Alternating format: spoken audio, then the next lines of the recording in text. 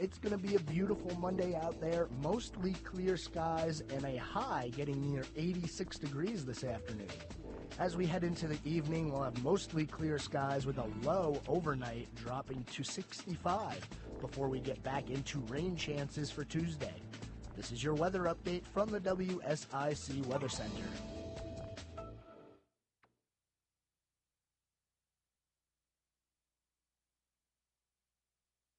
Good morning, good afternoon, good evening, whatever time of day it is you're listening. You're listening to today's Real Talk, North Carolina business, real estate, life.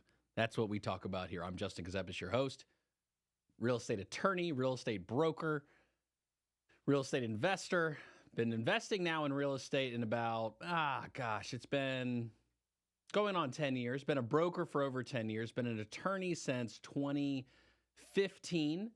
Had my own law practice, transactional real estate firm based in Huntersville, serving, we got up to about 9 counties before I exited my law firm, and then decided to get back into broadcasting. Thus, you are listening to the show, Today's Real Talk.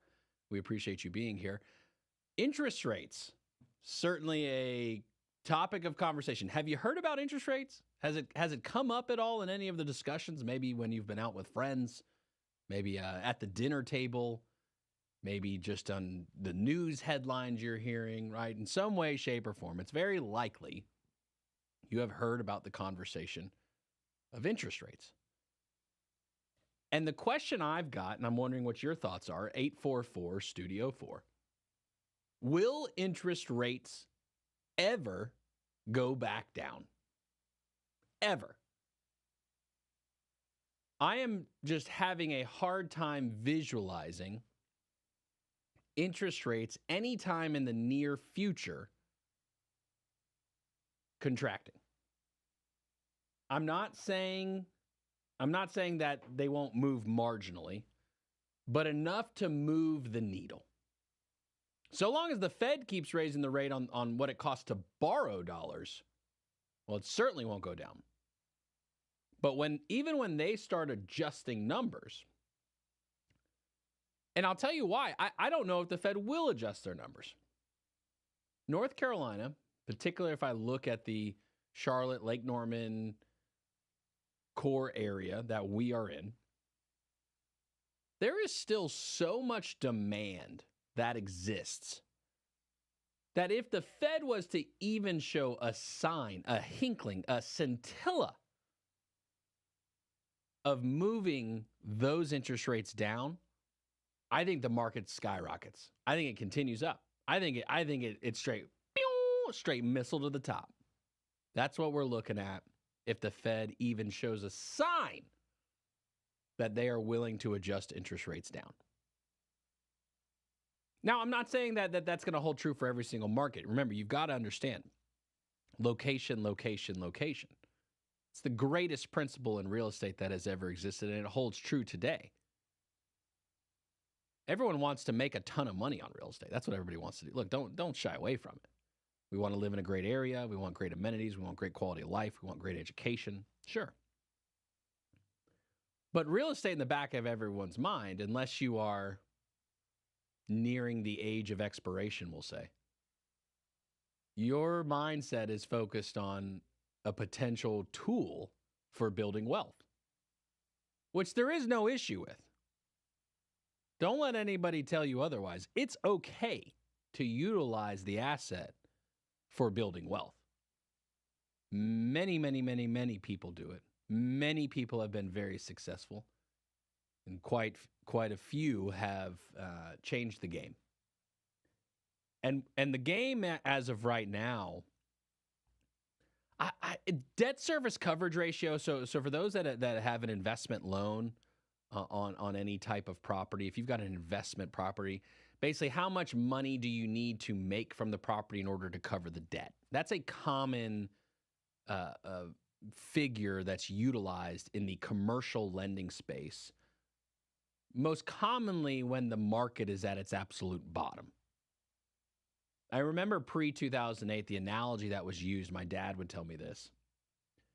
Lenders would stick a mirror in front of your face, and they'd tell you, okay, go ahead and breathe. And if the mirror fogged up, you got a loan. That was the standard. Similar, it seems like, right? That didn't really go away. It did, but then it came back. I guess it did go away. 2008, nobody was giving loans. They weren't giving loans there. 2009, really here. 2009, 2010, it really got hit hard. 2010 till about early 2012. 2012, the market's climbing back up. So it's about let's call it a 2-3 year window here in North Carolina that we felt it. Again, and I've said this before, I'm very grateful that North Carolina did not feel the effects of the 2008 financial crisis like some markets did. We got hit. Don't get me wrong. There's a lot of businesses that got hit. There was a lot of people, a lot of families. There's a lot of tragic situations. But relatively speaking to the country, I think North Carolina did pretty decent if you look at some of the data. I remember seeing properties in Florida, like beachfront. I was on one of those terrible national apps like Zillow looking at property. And it was like $50,000 for a beachfront, like nothing on it, just beautiful on the water beachfront in Florida. And I'm a young kid at that point. 2008, I'm 18 years old. I'm looking at it like, man, somebody's about to make a bunch of money. Because in my peanut-sized brain, right, in 2008, when I'm 18 years old, I'm saying to myself, well, sure, it might be pretty bad right now, but this can't last forever, right? Like somebody's got to come out of this making a bunch of money. I wish I remembered, saved what parcel that was, if I could, look it up now to see. Beachfront in Florida for $50,000 in 2008, 2009 timeframe. Whoo! You're talking about retirement money now at this point. Florida's nuts. I still don't understand the insurance game in Florida. But again, debt service coverage ratio, before I got all lost in the middle of the rest of this, that's where I was at. Utilizing debt service coverage ratio, basically how much money are you making on the property as an investment versus how much your loan costs each month to maintain. That's a lot of the game right now in the investment world. And the numbers, the risk profiles that some investors are willing to take right now, particularly on new construction. So here's the thing about all this development we're seeing right now. It costs so much money to get to certain phases of a project. You do realize developers, before they even put shovels in the dirt, the hundreds of thousands of dollars that's being spent. We got a caller on the line. Thanks for calling into today's Real Talk, the show where we talk about North Carolina real estate, business, and life. How we doing? I'm Justin. William here. How you doing? William, good to hear from you, sir. Doing well. How are you? Pretty good. 2008, I got in bed with the bank. Yes, sir. 6.5% on a 30-year note, but my credit score was in the 800s. Stayed with it, refied in 15, got it down to a 3.5% interest rate on a 15-year note. There it is. Are we going to see those times again and those kind of figures? Not with the administration that's in play now. No, absolutely not. Yeah, it's hard for me to see in the current administration, right? And next year, 2024 is a big year for a lot of policy decisions, right? I think everyone's kind of on pause. Yeah. And it's what they predicted, right? I don't know if you recall, William, on election night, I believe it was in 2022 last year, when the election results were what they were, and the Republicans didn't sweep through, right, the federal government the way that a lot of people hopeful or thought or whatever were, right? And that didn't happen. The common rhetoric was, okay, well, I just don't think we're going to see a lot of new legislation come forward, which in my opinion, correct me if I'm wrong, William, it seems like that's played out over the past year and a half. It has to a point, but there's other issues going on other than the realty and real estate. I mean, that does play a key factor in elections, especially on the local end of it. But, yeah, I just don't see it happening anytime soon. And another thing, I just wanted to give a quick shout out to all the families that were affected by 9/11, the firefighters, police departments, everybody that was affected. Well, we were too. Justin and myself, we were affected too. It was Americans that were affected that day. And I just wanted to give a shout out to that as well. Just yes. Thinking about them as we remember today, 22 years, hard to believe. 22 years this week, and to the day, and it's absolutely mind-boggling, right? That we're now at a point, William. This is what we were thinking about earlier. Was there's kids now in a generation out there that doesn't even know when we reference it what they're talking. And I was fairly young. I'll be honest with you. I was young. I was in 6th grade when it happened. But I'll never forget where I was. I certainly won't forget where I was. But there's a generation out there right now that won't even understand the concept because they didn't have to live through it. But you talk about a moment when time stopped. I would put that as one of the few in my life. Unity was the thing that I noticed the most about it, and we're not there. We've lost that. We've lost sight of that now. It's very unfortunate, but it was unified. We were unified right after that happened for a good long while, but we've kind of diverted away from that, and I wish we could get back to that. But you and your wife, you and your bride, teach your kids about what happened that day. If you're not already doing it, I'd recommend you doing it. Teach those kids. Let them know what happened. They need to know. It's a part of our history. It's a dark part of our history, but they need to know it. That's right, William. Well, I appreciate the kind words, sir. I appreciate your time. How's everything else going for you? Good. Hanging in there, one foot in front of the other, and blessed. That's right, brother. Well, we appreciate you, and thanks for being a loyal listener. We always do appreciate talking to you. I'll call in anytime you want, William. You know that, right? Yep. Okay. Yep. You bet. All right. Take We'll talk care. to you soon. All right. Appreciate it. Bye-bye. All right, William hitting us, remembering us with the somber truth of the day, remembering that even through all the development, through all of the things happening throughout the world, that life is short and that we need to be cognizant of that. And what we really want to be able to do is live a life where our families can succeed, our families can thrive, our community can. Really, the idea here is that the people who live in these communities can prosper. And we want that. And we welcome people, but we also want a commonality of goals and rules and everything else that comes with it. You're listening to today's Real Talk, the show that focuses on North Carolina real estate, business, and life. If you'd like to be part of the conversation, 844-STUDIO-4, you're always welcome to. We appreciate that call from William. Again, reminding us of the truth of 9/11 and what that day did and how it shifted and shaped our country and our world. And I do believe that we are currently in a shift, though not based on necessarily of tragedy, but one of opportunity right now. There's a generational shift occurring, and there's a shift in the country occurring where North Carolina has become extremely popular. Not that it wasn't before. I think people liked living in North Carolina. People were like, oh, yeah, I've been to North Carolina before. It's a cool place. But we're at a point that people are energized at the idea of calling North Carolina home. And so if that's going to take place, interest rates, right, we talked about pretty significantly thus far. But from the investment perspective, because the rates have gotten so high to a point, right? So when I check in with my friends who are still in the kind of space of closing deals and everything like that, we're looking at about the mid 7s right now. Average rate at the table, we're looking at about the mid 7s for someone who is purchasing a property. There's a lot of variables in there. How much percentage are you putting down on the property? What's your credit score? What's your debt to income ratio? Right? So that's the prevailing rate if you are buying a primary residence. It's about the mid 7s right now. That's expensive compared to what it's been. I mean, my gosh, Demi and I, the first house that we bought was a townhouse in Cornelius.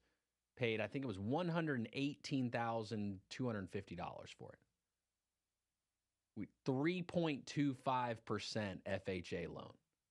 That's the price everybody wishes it was right now, right? Like you hear that price, you're going and getting a loan tomorrow, and you getting it. You settling in some roots tomorrow in your new home. You can't do that now, though. Market ain't like that now. I don't like hindsight. I'm not a fan of hindsight. Makes me mad. Sometimes it makes me excited if you made the right play, but when you didn't get like that one that hit, it's just not fun to play that game. But so for the investors, right? So if the rates are so high that now, okay, we've got to look to investors to carry the new inventory of the marketplace, which is a real effect. Well, then the question becomes about, okay, for an investor to be able to purchase a rental property, it's a couple of different loan aspects, but your bigger players, your ones who, have relationships with giant debt funds, private investing, groups of very wealthy people who have made a bunch of money on real estate and realize they can continue to make money in real estate in any marketplace. Debt service coverage ratio is one of the most common forms of lending that takes place at that level. And again, debt service coverage ratio just relates to the amount of income you can make from rents on a property versus your cost of maintaining the debt, paying the debt, and all your other expenses and all that good stuff each month. And so for the investor right now looking at a debt service coverage ratio, it comes down to rents. And rents are continuing to rise. They're not stopping. There's some rhetoric out there that says, well, rents are peaking. Rents are peaking. Rents are still going up. Each year, wait till you get that lease renewal. Just wait. When you get that lease renewal, and look, here's the thing. You could laugh. It only went up $50. It went up. It only went up $100. It went up. You take $50, $100 and you times that by how many units you want to guess? Call it 200 in a building. Call it 200 in a building. Let me give you the playbook here. If you can pencil out on paper, if you're a parcel owner and you got this prime, call it 7 to 10 acre parcel, and you think you can get on the density based on the UDO, call your planning department and get 250 units on your property, you're about to strike gold. I'm about to tell you how to sell it off right now. If you need a broker in the deal, call me. Because it's going to go like hotcakes right now. You get 250 units in a complex, that's that prime sweet spot that they're looking for. And so again, you take $100, $50 a unit, you times that times 250. Well, let's take a megalodon that owns 200 complexes in the country. Christmas looking real nice in October. Real nice. So just think about it, right? As the market continues to rise, even in incremental stages, and it's all relative to percentage. Because the general rule previously, a normal market, I remember the normal market days. If you were hitting 7% growth on projected market value of your property on an annualized basis. So if the price in theory goes up 7% each year, you felt pretty good. 7% return on an asset that you're living in. And I know for all my financial folks, your primary residence is not an asset. It's a liability. I get it. Look, let the people who own one home and will own one home their entire life the game. Let them play. But as it goes up 7% per year, you're feeling pretty good. So you got a lot of cranky people right now because for the past 3 years, 20% growth. In some cases, you're seeing 20% growth like quarter over quarter. There are some properties that literally tripled, quadrupled in value, not with an entitlement scheme on it, not with anything like that. Just raw dirt, soul-built, stick-built property, time passed, value go up. That happened. It happened in many markets, many times. So again, for the investor to carry the market right now that's a big load. It's not light. And it makes you wonder how long can it go on for? I've said this before. I'll put it in the most simplistic way possible. Here's the economy. Here is the entire economy in the most simplistic form it could possibly be. Wages and spending. That's it. How much are we making? How much are we spending? Doesn't do the economy really, really well if it's just sitting in a savings account. It doesn't. It's just sitting there. The bank's making some money. They're making a little bit of coin. There's some regulatory things they got to keep some in there. But the economy, I'm talking about your mom and pop shops, your small business, which is a significant percentage of the economy. Like a majority, a super majority of the economy is small business. It's not these big megalodons like Coca-Cola and Lowe's and all those. They're a portion, but they're not. They're not what move the economy. I'm talking about you go down the street, you got that falafel bodega that you love so much. That's who's running the economy right there. You know that little Thai spot that you've been dreaming about for the past couple of weeks, trying to get back to? That's who's running the economy. That's the business we need to figure out and how to maintain and support through all this. Told a story earlier this morning with some friends. I went to Chipotle over the weekend in my local area, and there was a sign on the door when I went to Chipotle. Online orders only, significantly understaffed. My mind was blown. I was like, what? Chipotle? Can't even walk up in there and get a burrito. There is so much demand and not enough labor. And look, this wasn't no broken down looking Chipotle. This was in Birkdale. This is the Chipotle in Birkdale, which I don't know if y'all been up to Birkdale recently. So all my South Charlotte folks, what y'all need to do is you need to drive up to Huntersville and check out Birkdale. South Park, we coming for you. We coming for you, South Park. But Chipotle had the sign on the door. Online orders only, significantly understaffed. And I don't have the answer on wages. I don't have the answer on it. Do I think I get asked the question, do I think the federal government should hike, minimum wage to $15?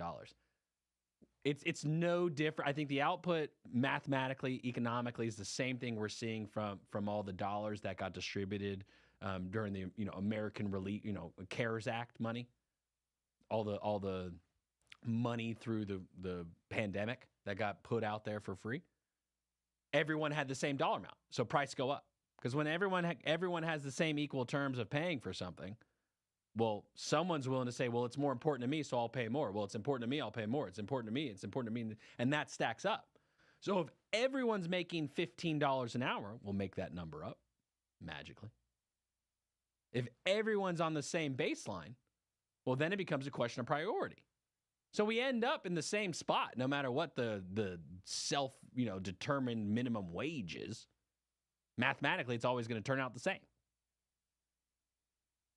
It's not the first time that this question's been posed. It's not the last time it'll be posed. So again, wages and spending. And so for investors to carry all of the inventory, what as consumers can we do? Because look, I might be involved in real estate in some way, shape, or form, but I'm not some big player. I'm Joe Nobody. But there's a lot of big players out there that are doing a lot of big deals. And so for us normal, everyday folk, may dabble in something, what do we do? Will the price ever go down again? I get that one a lot. Justin, do you think prices are going to go down? I just don't see them going down right now. I don't. And I don't think they need to go astronomically higher. I mean, again, if they don't go higher, someone's left holding the bag. I don't know who it is. Somebody's left holding it. So I'm not doing myself any favors by saying that I think it's going to go down or up either way. It don't matter to me. But I think we have to prepare for a longer game here than what anybody anticipates. You going to give up that 3.25% interest rate, going to 7.5% real quick tomorrow? I don't think so. I don't think many people will. I think we're going to see a change in the amount of time people are willing to hold property. The game just went long. Hold on tight. Today's Real Talk, we're coming back. 844-STUDIO-4 if you want to be part of the conversation. You always can jump in. Don't be scared. Water's fine. There's more of today's Real Talk with Justin Ckezepis on the way from the new 105.9 100.7 WSIC. For adults with moderate to severe plaque psoriasis who are candidates for systemic or phototherapy, now there's Skyrizi, Risankizumab Rizza, a prescription-only 150 milligram injection. With Skyrizi, 3 out of 4 people achieve 90% clear skin at 4 months, and Skyrizi is just 4 doses a year after 2 starter doses. Nothing in me go hand in hand. Nothing on my skin, that's my new plan.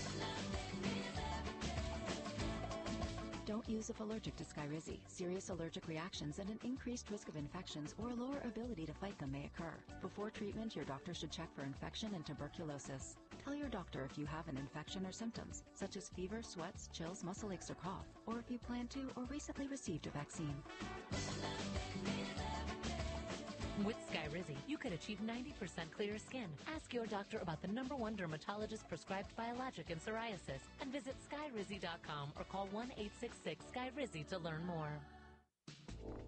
And now a look at your weather forecast from the WSIC Weather Center.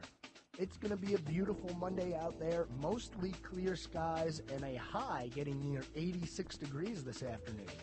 As we head into the evening, we'll have mostly clear skies with a low overnight dropping to 65 before we get back into rain chances for Tuesday. This is your weather update from the WSIC Weather Center. Prioritizing your health is one of the best ways to take care of yourself. From routine visits to the joys of pregnancy to the illnesses that stop you in your tracks, Iredell Health System will be by your side. Learn more at iredellhealth.org. Check out these great propane-powered deals from G&B Energy in Statesville, and you can get cozy with the new fireplace and save up to $350 in rebates on Cozy Heat fireplaces or receive a free on-off remote when purchasing gas log sets over $700. Best of all, Renai tankless water heaters start at $430 after rebates. Visit G&B Energy today off Highway 70 at 120 Entercraft Drive in Statesville or go to gbeenergy.com. Jim Gaffigan here with some more Straight Talk. Let's take a moment to appreciate our sweet children, loving grandparents, and eternal soulmates. Now let's use them to save money on wireless. Because with the Straight Talk Silver Plan, you get 4 lines for just $25 a month with unlimited data and no contracts. So add those human pawns, loved ones, and save money. Thanks, kids. They're finally worth it. Straight Talk Wireless, available at Walmart. Get 4 lines on Silver Unlimited for $25 per line per month, plus taxes and fees. For data management practices and additional terms, visit straighttalk.com. Hey, did you know Vistaprint prints everything a small business needs? Like if a barbershop needs signage, we print outdoor signs, posters, and banners. Or if a ballet school needs merch, we print tote bags, t-shirts, hoodies, hats. Or if a coffee shop needs a total refresh, Vistaprint designs logos and prints it on menus, mugs, paper bags, anything. Because with Vistaprint, the printabilities are endless. Print it all with 25% off for new customers with code NEW25 at Vistaprint.com. Folks, you know Randy Marion sells vehicles the King of Price way, but did you know our service department? We service vehicles the King of Price way. We sell tires, we sell brakes, we sell batteries, we sell the maintenance. We help you keep your vehicle on the road safe, ready to drive. Whatever the season is, Randy Marion service departments have you covered. Come see us today because, folks, again, you know we sell the King of Price way and we do service the King of Price way. King of Price, RandyMarionStatesville.com. Call now to speak with Justin at 844-STUDIO-4. It's today's Real Talk on the new 105.9 100.7 WSIC. Today's Real Talk, the show where we talk about all things North Carolina real estate, business, and life. I'm your host, Justin Ckezepis, North Carolina attorney, broker, investor, general jokester. You never know when a quick wit will just come through sometimes and shine. You want to be part of the conversation, 844-STUDIO-4. All right, so some market data. Because here's the part that gets everybody wondering, Justin, are you crazy? There's no way that price can only go up. It's just not possible. It's downright disingenuous and irresponsible to claim such a thing. But I look, the data is here. So January 2021, the average price, January 2021, $450,000. Mecklenburg County. This is Mecklenburg County data, WSICnews.com, the most local data you will find in real estate. Don't go to Zillow. Don't go to Realtor.com. I don't even want to spend the time. Just know, is it the red pill or the blue pill that they're supposed to take? I always forget which one it is. Let's say take the red pill. I don't know. I'll take the red pill. Red pill you. I think that's it because it red pill you. Yeah. Take the red pill.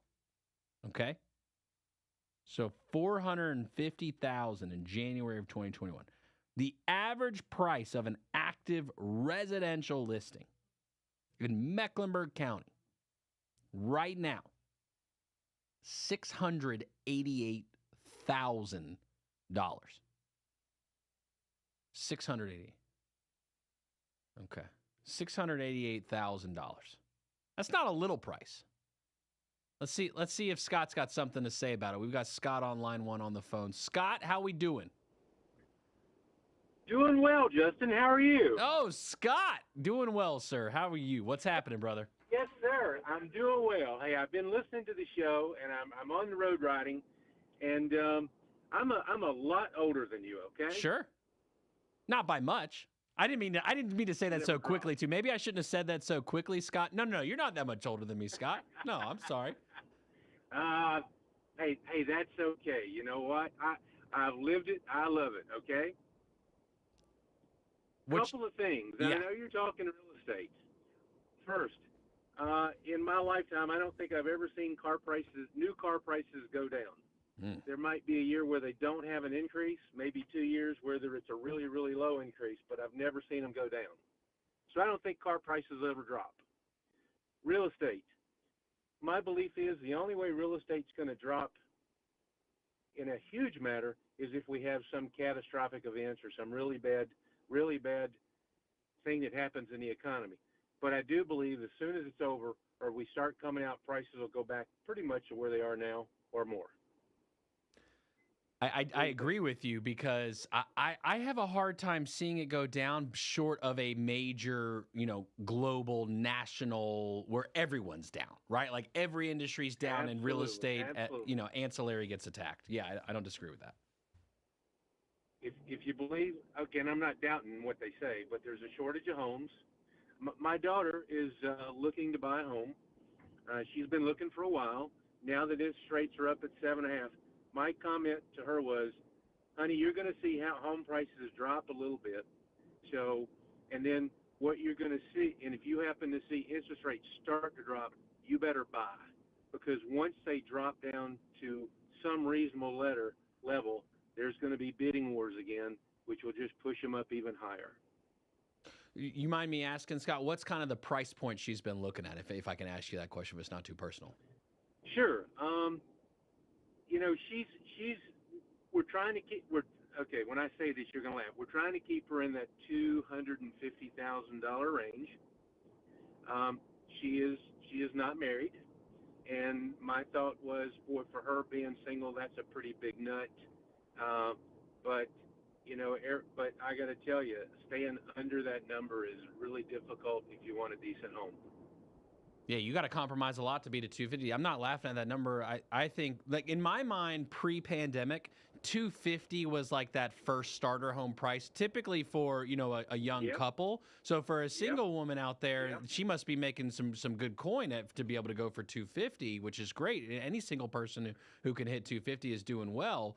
But now I'm with you. I think the starting price for most people, at least in our area, right? If you think about around Lake Norman, even out to Gaston County, beyond Cabarrus County a bit, particularly definitely through Mecklenburg County, if you're not at least north of 350, it's really hard to see something extremely decent unless you're willing to take a little bit more of a risk and bet on the future of the market in a particular underdeveloped area. Do you think I'm off base on that?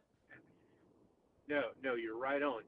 The luxury my daughter has, she's in a small town. So it's that 350 in Huntersville, Cornelius, Davidson, in a small town is less. It's not a lot less, but it's less. Yeah, I'd agree with you. Well, I hope the best of luck for her, Scott. I hope she gets the best property. Patience, right? Like, that's really hard. But to your point, hey, interest rates go down, the prices are going to skyrocket, so everybody just jump on the ship or get left behind, I guess. I don't even know anymore. Right. It's back in 2008, and when the bubble busted, and back in 2008, prices dropped like crazy. I had a friend of mine who bought a couple of condos at Myrtle Beach, North Myrtle, and he retired last year, and his comment was, I can sell these two and never retire. I mean, never work again. Sorry. I don't blame. I would have done that. I probably would have folks, thought about doing that, but then we'd be in a different conversation right now. Scott, things could get a little weird then at that point if I would have done that. Absolutely. So, Jason, thank you for taking the call. No problem, Scott. We appreciate you, sir. Have a great day. Yes, sir. You too. Take care. All right, so Scott coming through talking about his daughter looking for a starter home. Can't find something really that great yet in the $250 range. Right, I've talked about that before. $250, in my opinion, was the perfect starter home price for the young couple back in the day. Now, after COVID, after the pandemic, after the great financial rise, that no longer is the case. I don't even, look, and I say $350, I say that almost reluctantly. I don't think $350 hits the mark the same way even anymore. Look, I told you the average price right now for Mecklenburg County is $688,000. That's a lot of territories. Mecklenburg County.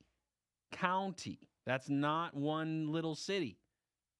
That is the entire county looking for it. And again, that's one. Look, so let's talk about Iredell for a second here. Let's look and see. If I go to WSICnews.com, right on the homepage, we've just got the market reports right there available for you. You just click the market report. You can see. Look, it's the most local data you can find. It's better than Zillow. It's better than Realtor. It's better than all the garbage. $587,000 for Iredell County. $508,000, $500,000. $500,000. That's what it's going to take. That's what it's going to take. If you want to go ahead and get a property, active listing, the average price in Iredell County. And here's the other unique stat. And this is one where over time it makes you wonder. And this is really how the market shifts. It's about supply. Supply and demand, right? That basic principle. So active right now, residential properties in Iredell County, just under 1,200 units. 1,200 units. So is the demand there? Is 1,200 units? Look, just on gut feeling, I could say that's not enough units active on the active marketplace right now. Look at the demand. The numbers are reflecting. Price ain't going down. It's not going to stop with only 1,200 units. But we don't want more residential development. We don't want it. Don't bring it in here. Get in the castle, close the door. That's the mantra. Get in the castle and close the door. In Mecklenburg County, just under 4,000 units. You may say, wow, that's a lot of units. It's a top 20 marketplace in the country. It's a top 20 marketplace in the country, and you got just under 4,000 active units? It's again, the demand is short of something happen nationally, worldwide. It's hard to see price go down. We got a call from Rick. He's listening. He wanted us to see if we could help explain the difference between a realtor, broker, and investor. All right, Rick, I can break that down for you, brother. I got no problem helping you see through the noise, Rick. That's what I'm going to help you do here. So North Carolina had made the decision years ago that there would be one license. If you want to buy and sell real estate on behalf of a third party and collect a commission for it, the particular license you've got to get is called a broker license.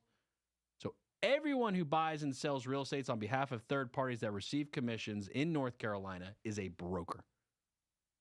What you get into is this concept of agency, representation, access to data, and the Realtor Association. So the Realtor Association, what they do is they will they will subject you to more ethics. You have to do more ethical things. You have to be part of more ethical situations. You have to submit yourself to more rules in order to get the data. And the data is what everybody wants. The data is the part of the game that everybody cares about. Because without the data, without being able to tout, hey, here is all of what the market's doing. You know how much the percentage of people that start searching online now? Let me tell you a quick story. The MLS, the multiple listing service, that's the unified service where brokers, realtors, will put the data into a singular database. The local realtor association is called the Canopy Realtor Association. And so you've got to submit yourself to this ethical additions, processes, pay more fees, of course, in order to gain access to the MLS. They're actually technically two separate entities. The Realtor Association is the parent entity to the MLS. Again, different conversation. I'm kind of going down a different road right now. But ultimately, you want the data. And that's what Realtors offer, is the data. So I'm a realtor. I'm a member of Canopy Realtor Association. I have submitted my firm, which I have named WSIC, submitted it toward being subject to the Realtor Association. So that's why you can go to WSICnews.com and you can search for the accurate local data, is because we are members of the Realtor Association. My firm is a member of the Realtor Association. And then there's the investors. And I'll probably hit on the investors a couple of times here because there's a couple of different ways to go about it. So then you've got the investors who ultimately, I think now are one of the larger percentages of the marketplace, right? Because if you think about primary residence and home ownership, the trends are showing, some of the data is showing that the percentage of people who own compared to rent is beginning to not be an equal balance. That if more people are renting than own. And that's going to vary in market to market. I mean, you go to the middle of Montana where there's, 50-acre properties is the smallest parcel you can buy. If I had to shoot a dart in the dark and I had to guess, probably a lot of primary residence ownership going on there. Not a lot of people with like 15 farms. I don't think that's a common thing. Unless you're Bill Gates or Warren Buffett. They own a few. Isn't it the Cowboys coach who just like owns all of Montana? Isn't that right? Or the Falcons coach? Yeah, the Falcons coach. He just like owns all of Montana. Arthur Blake. That's it. Arthur Blake. Blank. Sorry. I do have a producer in my ear. Bill, the producer in my ear, by the way, just so everybody's aware. It's really fun making up data as much as I can, but it really is nice having a top-notch team.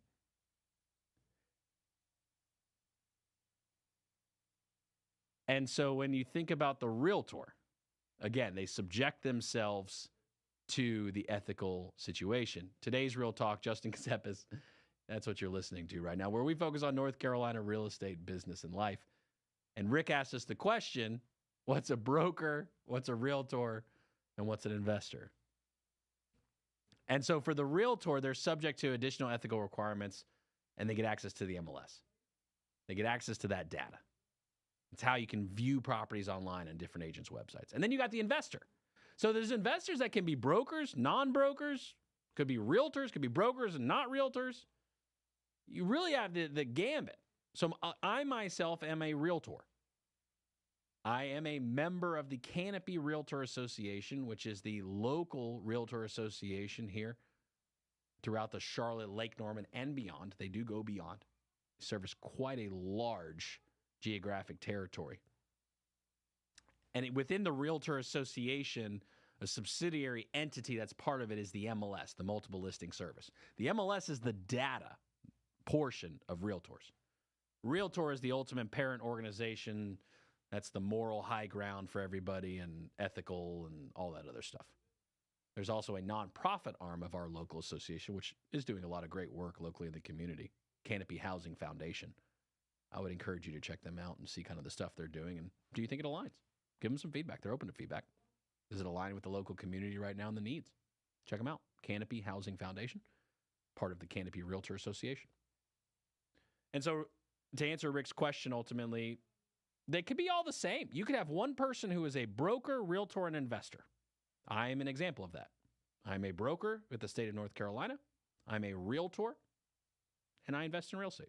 So there you go. Could be 3 different people, could be 1 person, could be 2 people. Now, the roles are just different. What does the person consider themselves? Do I consider myself a realtor? I have to. If I want access to the data, I got to. I have to. I am a realtor. I am designated as a realtor because I am a member of the Realtor Association at the national, state, and local level. You can't join just one and not all 3. You got to join all 3. It's 3 times the dues, 3 times the fun. You know how that works, Rick. And so that's what you find yourself in, is this system that Rick is bringing up. And there's 2 parts of the system.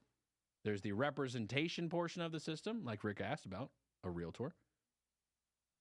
But then there's also the financial side of the system. And so back to the dollars and cents portion of it, there is the question, okay, can you be a investor and not be a realtor? Sure. Yeah. That's a huge thing in North Carolina right now. Have you ever gotten the letter in the mail? If you own property, you get a letter in the mail. Dear current homeowner, I am an avid investor in the community, and I am part of a large network of people who see the tremendous value in your property. Are you looking for some cash right now? We can give it to you. We will give you top market for your home and close in as little as 10 days. All you got to do, sign that form that's in this letter and return it in that prepaid envelope, and you can consider the deal done.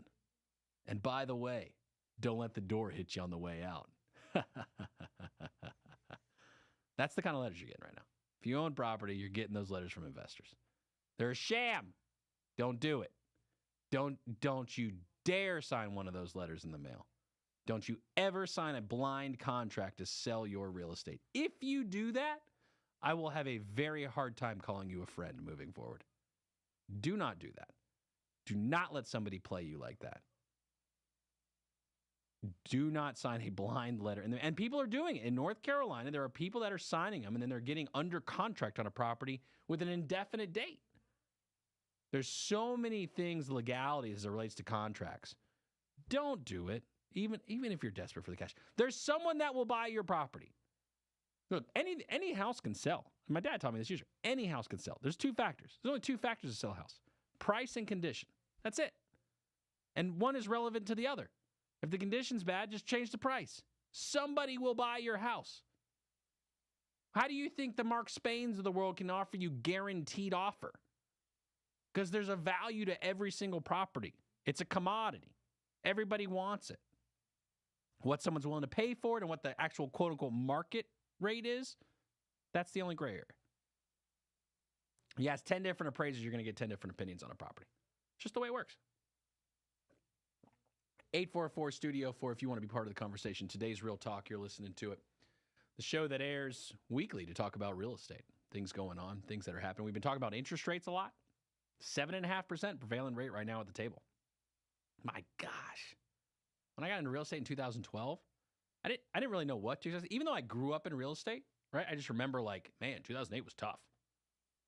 It was just not fun. It just wasn't a fun. Dad doesn't seem like he's having a good time at his job right now. Just not liking it very much. It's tough. And then as we continue on now, I think we see 10%. I do. I think we see 10% interest rates. Call me crazy. I think mortgage rates, we will see 10%. The demand is too high. The Fed is not bringing their rates down. They're not. You go out right now, everybody's out shopping, spending money. Supposedly right now, this is the biggest concern. The credit cards. The credit cards are the concern right now. Credit. Buying on credit is the concern right now. If you're buying on everything on credit right now, let's look at the plan. Get with somebody. Let's talk about it. Let's not go have a beer on credit. Let's not do that.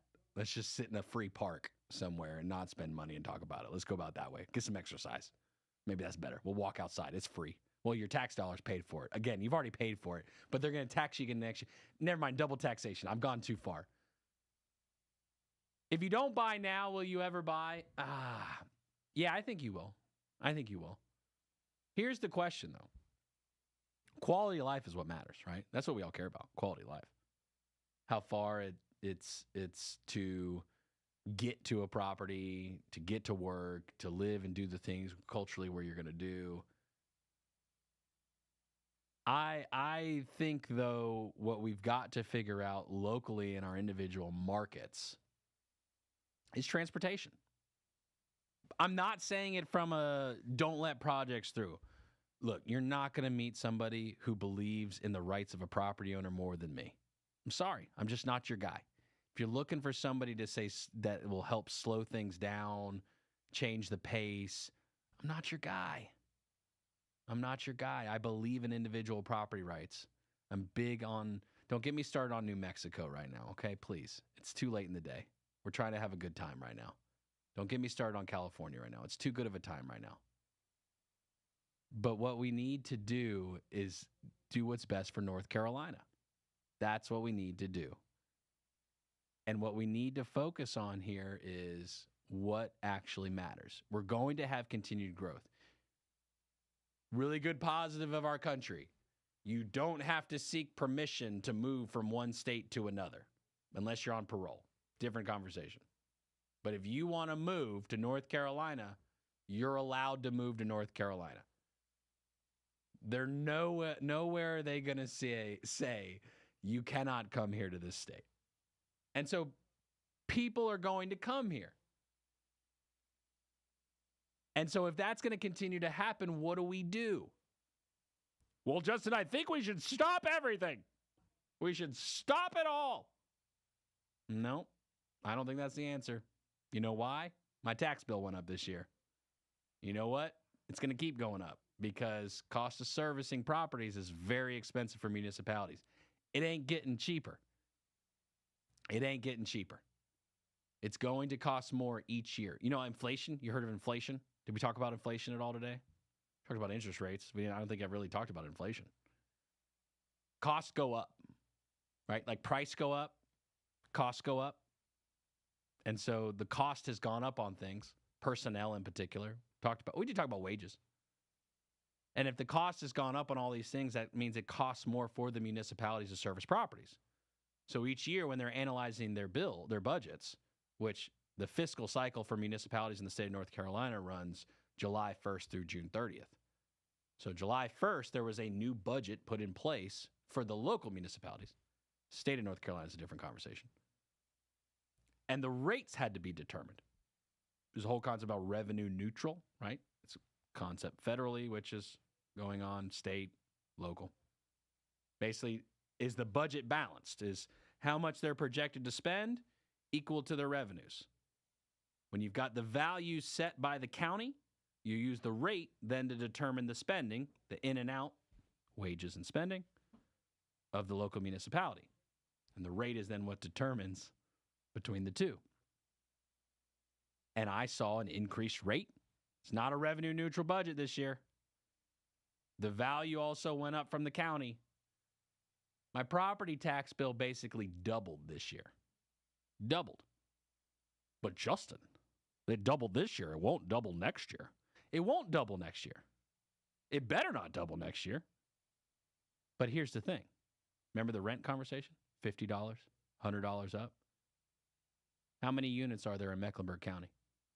Go up $50 or $100 per unit in Mecklenburg County. Couple billions, somewhere in that range probably, worth of spending from your local elected officials. So let's surmise the whole day here. Elections matter. Who you put in office matters. Because they spending your money. You working, right? You the one working. You out there grinding. You on the streets right now. Don't let them do you like that. You've been listening to today's Real Talk. Justin Ckezepis. Appreciate Bill, the producer, on the sticks. North Carolina real estate, business, and life. That's what we focus on here. We appreciate you. We'll talk to you next week. The new 105.